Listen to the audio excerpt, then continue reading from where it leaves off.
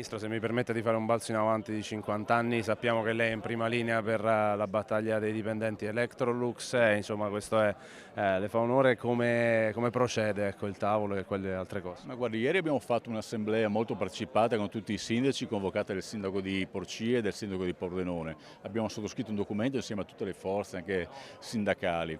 Il tema è questo, il nostro punto è questo, quel piano va ritirato. Solo dopo che sarà ritirato potremo incominciare a discutere veramente. Electrolux non può di punto in bianco annunciare la chiusura di stabilimenti e il licenziamento di 1700 lavoratori, che sono quasi il 40% dell'intera forza lavoro di Electrolux. Electrolux in tutti questi anni è stata aiutata, è stata ascoltata, abbiamo compreso le difficoltà che aveva e tutti, sul piano locale, regionale, nazionale, abbiamo tutti cercato di dare una mano. E quindi, siccome Electrolux dice di essere un'azienda multinazionale ispirata a criteri di eticità, di rispetto anche del sociale, ci dimostri che è vero. Questo piano non è né etico né responsabile, è uno schiaffo in faccia all'Italia e ai lavoratori. Chiediamo che venga ritirato e dopo si incominci a parlare di come garantire al bianco, all'elettrodomestico in Italia, un futuro fatto di impegno da parte di tutti